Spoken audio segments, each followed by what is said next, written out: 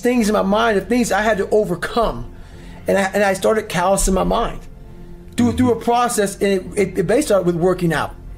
It started with working out. It started with doing, like, if it started raining outside, for instance, my mind would say, fuck that, man, I don't want to go run. If it was 3 o'clock in the morning, it started raining outside, my mind said, you got to go run. Get up and go run. You have to, because I was fighting this other person. Everything I didn't want to do is what got me to where I'm at today. Interesting. Every single thing. So where we find comfort, that's where I started getting scared. When I started saying, oh, it's raining, I'm not going out there. No, you cannot say that. You cannot do that. You have got to do this.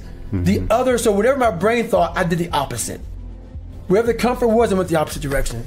And over a period of time, boy, it calluses the shit out of your mind. You start to really develop a whole nother being. Most people attack life with an unprepared mind. What I do is I try to account for all things that could happen, might happen, probably will happen, and then the unknowns. So basically, I can't account for everything, but I do know there could be some things that come up in life that you need to be ready for. I know for a fact I'm not going to want to work out tomorrow.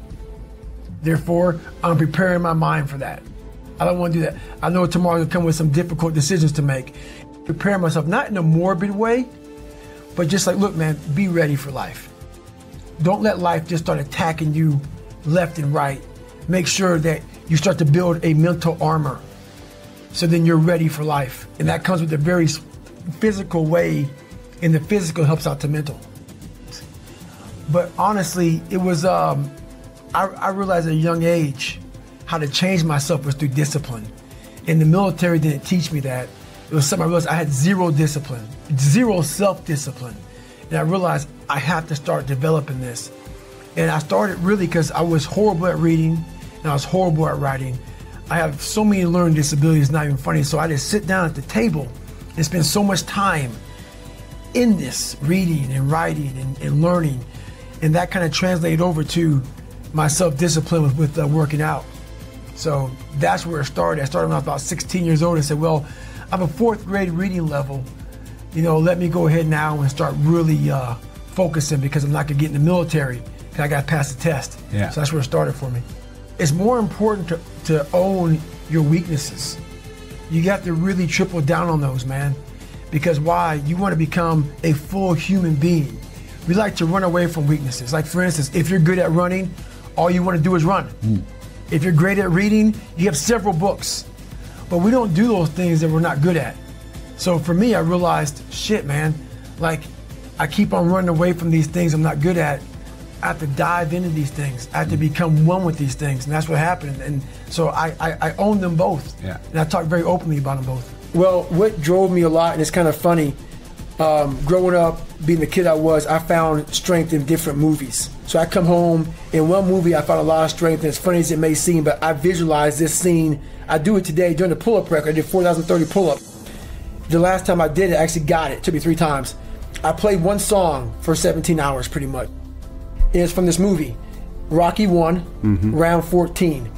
I related to the person in the movie, but just the one scene when Apollo's beating the shit out of Rocky.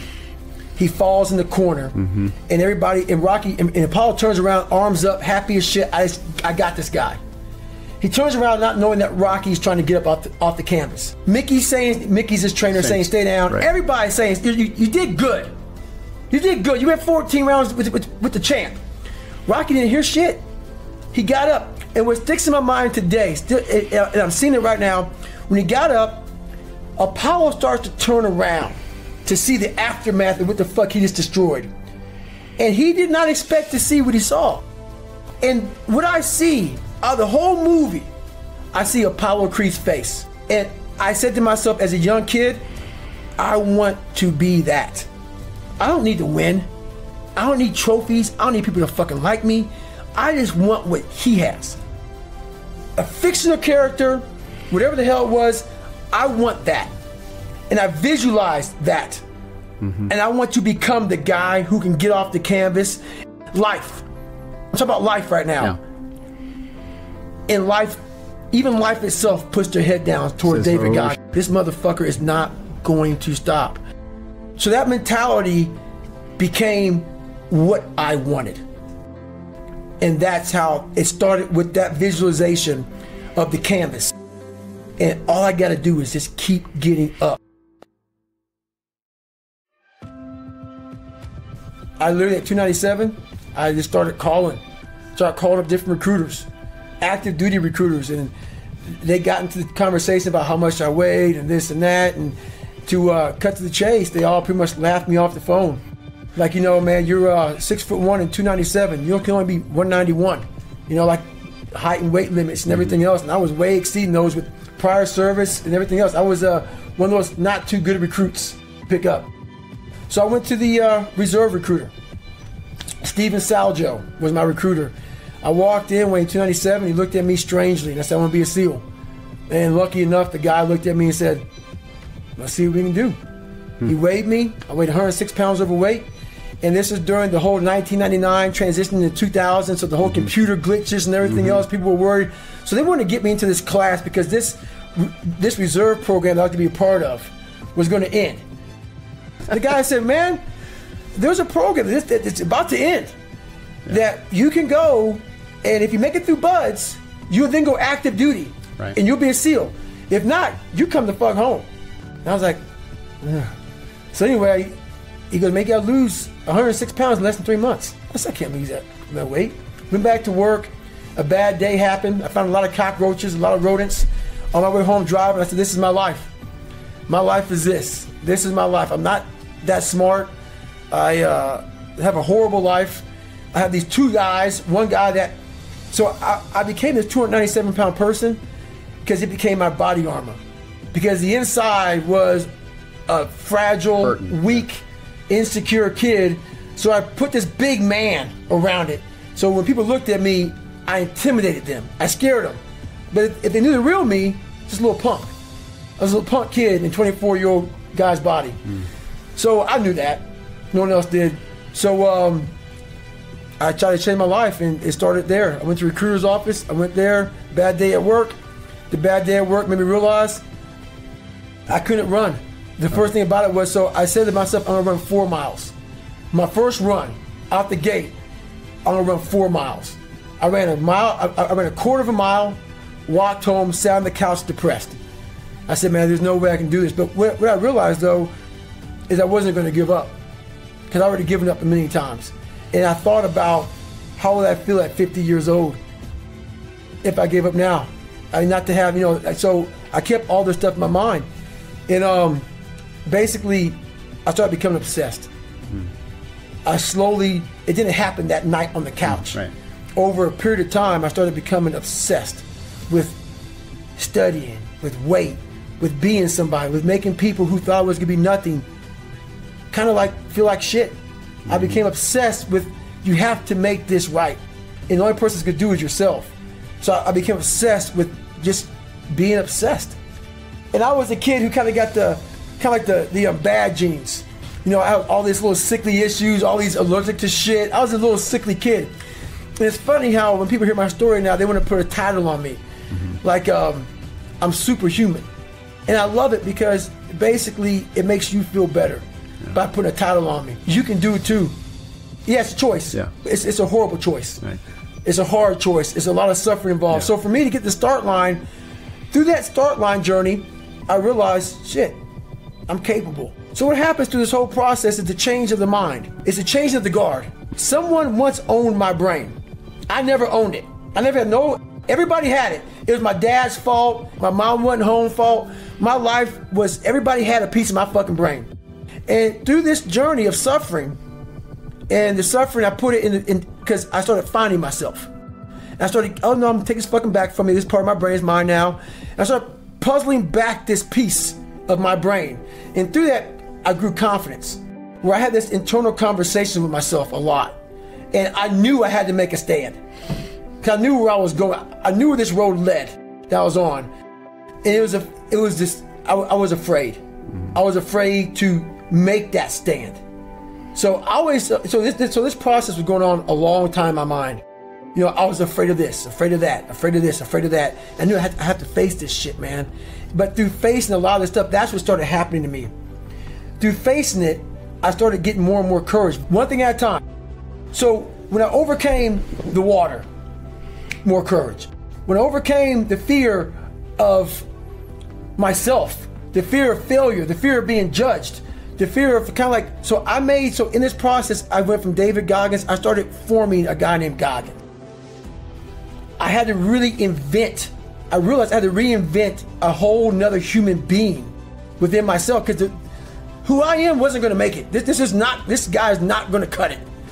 So I had to be a guy who can take any kind of pain.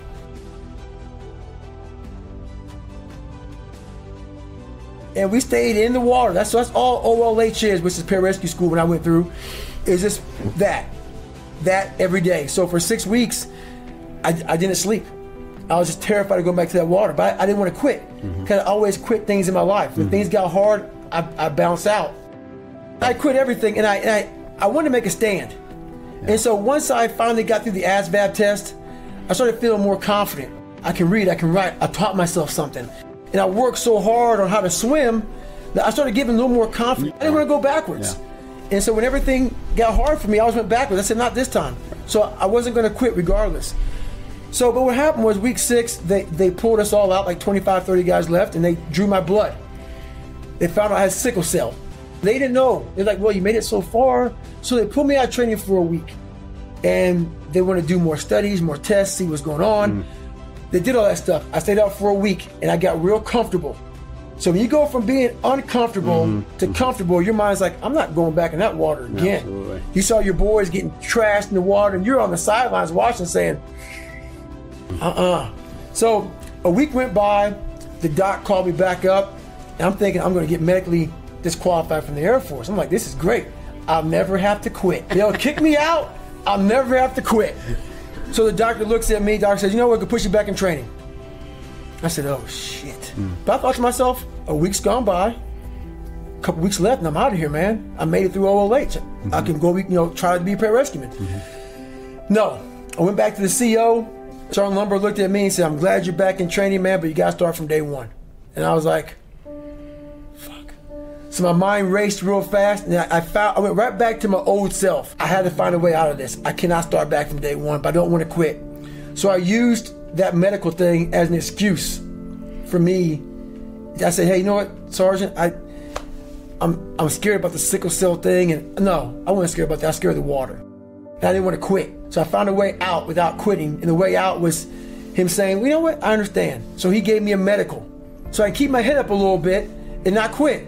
But my pride was shot because I knew the truth. I knew that I really quit. So I did a job called TAC-P. Great hardcore job. So I'm 175 pounds now. And in 3 years, I went from 175 to 297. So I gained 106 pounds. I ate my ass off. I found comfort in eating, because you always have this thing hanging over your fucking head when you're not doing right by yourself. And I basically quit pararescue training. I did quit pararescue training. And it bothered me. So it haunted me. So I gained this weight. I tried to become a power lifter. I tried to find things I was good at. So I ran away from things that challenged me. So I got out of the Air Force weighing 297 pounds and started working for Ecolab, spraying for cockroaches from 11 o'clock at night to 7 o'clock in the morning. And that became my life. And at 297 pounds with limited education, started spraying for cockroaches. One day, I would spray down Steak and Shake as my last spray down. I knew the manager real well, and he would make this special shake for me, man, with a chocolate, a little bit of vanilla, a little bit of straw. You know, when you're depressed, you like to eat and drink shakes and whatever. I had a 45-minute commute home in my car, and I stopped by 7-Eleven, get a box of mini chocolate donuts, and I would get home, I would pop the TV on, walk back to the shower, listen to the TV while I was taking a shower, and that was my day. This day, what came on was a Discovery Channel show. I don't know if it was Discovery Channel or History Channel, and I said, it's the hardest train in the world or something. So, I try to be a pararescue, so I want to see what the fuck you're talking about. So I walked out, sat on the couch, start watching this, man. I saw the waves rushing over them, the snot bubbles, the jackhammer, the sugar cookies, and I felt so small. I felt like I was what everybody said I was, nobody. What I said I was, nobody. And I felt horrible. And I watched it. At the very end of it, I'll never forget the graduation ceremony. This was stuck to me. It stuck with me even to this day. the CEO, whoever gave the graduation speech, said, we live in a society where mediocrity is often rewarded. And he went on to talk about something. These men like this are some that detest mediocrity. And I heard that, and I saw him stand up there with so much pride. And I saw the 18, 16 men that sat in the, in their dress whites who were graduating. And I saw the 150 guys that were ringing the bell, quitting and shit. And I said, I wonder how it feels to be that motherfucker sitting there in that white uniform, knowing that all these other guys came that were just as good as me and much better than me. And I'm sitting here at the very end of it all. Yeah. I never had a feeling of completion, a feeling of success. And I said, I gotta face this water. I gotta face this fear. Whatever the learning experience I got from mile 70 to mile 101, because that's what I ended up getting, changed my life forever. I thought I had gone through all these different crucibles in my life, and I thought I was at the pinnacle of mental toughness, as they call it, mental toughness, whatever. Mental toughness is a lifestyle. Yeah. It's not a class. So I was here, and I thought, man, I'm way up here mental toughness wise. My mind says great. Mile 70, I sat down in this chair, and my nutrition was so bad, my plan was so messed up. I sat down and I literally had to go to the bathroom so bad. I hadn't gone to the bathroom in 12 hours. And that Ritz cracker was basically a Ritz cracker ball, because without the proper water and stuff. I mean, I was just jacked up. So I sat there, and my ex-wife used to be, I don't know if she's or not, I don't know what she's doing now, but she was a nurse. And I was in bad shape. But I hadn't really gone to the bathroom that bad yet, not like I did afterwards. But the thing was, I couldn't get up. My mind was all messed up. But one thing I realized that we get so anxious, and in that 1 or 2 or 3 seconds, called the 1 second decision, you seize up, but you flood the compartment, which is your brain, of all this shit. The what ifs, oh my God, you spaz out, and then you quit, and then once you quit, you regret it. Happens all the time in Hell Week. 130 hours, you get in the first hour, they freeze your ass off, and you can't comprehend 130 hours of the shit. You're freezing. You're not going to go home that night. You're not going to Island Pasta to get the pasta meal that night. Your ass is mine, and you can't handle it. So I started just learning these processes of calming my brain down. I'm in the worst shape of my entire life. I've gone 70 miles. I've never gone past 20 miles. I'm horrible. It's a great rewarding feeling, but it's also a feeling of the worst pain I've had in my life. My feet are broken. I'm messed up bad, and I had to take this big pile of shit and slowly start to compartmentalize what was in front of me. And the first thing was, you can't stand up. Your blood pressure's messed up, so you can't go another 30 miles unless you be able to stand up. Fix that. Got around those issues. I was able to stand up, got on the track again, and I was barely making it on the track. And then this is what changed my life to this day. I can't really imagine anything ever topping it. At mile 81, my ex-wife looked at me and she said, you're not going to, we're not going to make this time, because I was going like a 30-some minute miles, barely getting around the track. The shape I was in at mile 70 was the worst shape of my life. I can't say it enough. I ended up running I ran 101 miles. I ran the next 20 miles. Didn't walk another step. And I did it in like 18 hours and 56 minutes. And what I believe happened to me is when my mind, body, spirit, everything, for the first time, and it's never happened again since that time, everything really connected.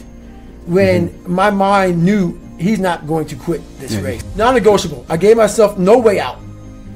My mind said, we have to find more. We've all of us have gone through very hard times. But when we're in a hard time, our mind has a way of forgetting what all we've overcome. I have a way of taking 1 second when I want to quit and saying, okay, you endured this. So I look at my life and how I came up as the ultimate training ground versus most people look at it as why? Woe is me. God, why? Why? I had to flip this upside down and say, hang on a second. God was training me to be one of the baddest men on the planet. That's how this was my journey. So when I was in the worst time of my life in Hell Week, I looked at everybody and said, I'm the most trained person here. So I'm looking at the baddest people on the planet. I'm looking at them like this. You guys can't hold a stick. So I started looking at verses like, I don't belong here, versus like, I might be the baddest person to ever come here. Who could have pulled this off? Who could have been given a sewer to live in their mind and say, okay, at birth, I'm gonna put you in the worst place on the planet Earth, and let me see if you can go to the top of the mountain with nothing. But just hard work, grit, and figuring it out, and not putting yourself back in the dungeon every time something got hard. So that's what became my daily voice was, you really are the baddest person on the planet. And after a period of time, you start to believe that. And so that's what happened to the first Hell Week, the second Hell Week, the third Hell Week. That became my new norm. Yeah. So what most people fear, I can never go through one. I don't want to go through two. Right. Even SEALs will tell you that. That Navy, so I did 18 months in Navy SEAL training. It's only supposed to be 6 months long. It became my new norm. Right. And that's what people don't do enough of. You're always looking for a new norm. And that's how my mind started saying, getting beat, suffering, broken legs, this is my new norm. And my mind started changing with the reality of who I want to be.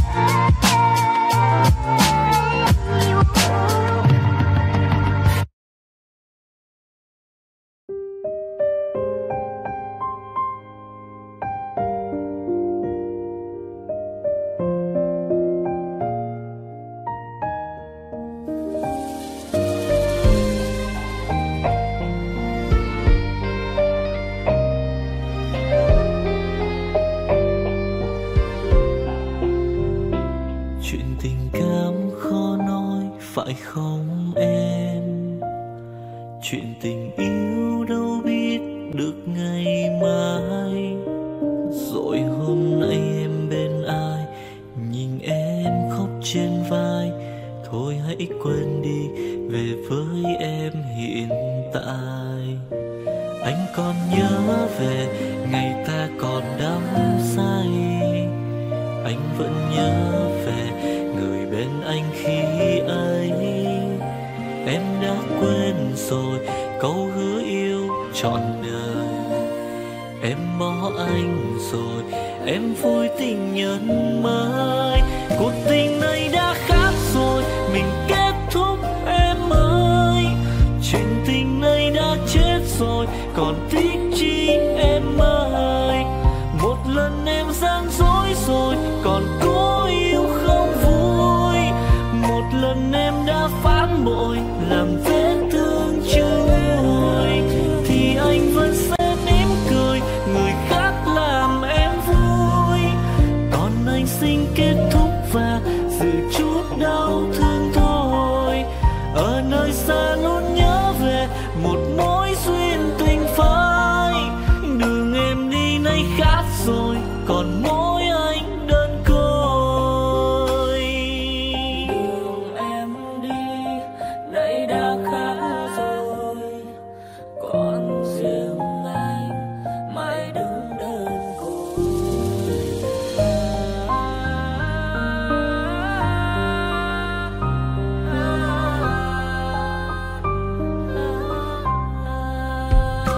Anh còn nhớ về ngày ta còn đắm say. Anh vẫn nhớ về người bên anh khi ấy. Em đã quên rồi câu hứa yêu trọn đời.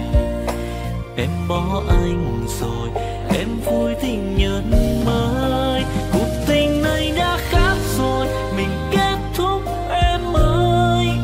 Chuyện tình này đã chết rồi, còn tiếc chi em ơi. Một lần em gian dối rồi, còn cố yêu không vui. Một lần em đã phản bội, làm vết thương chưa nguôi. Thì anh vẫn sẽ mỉm cười, người khác làm em vui.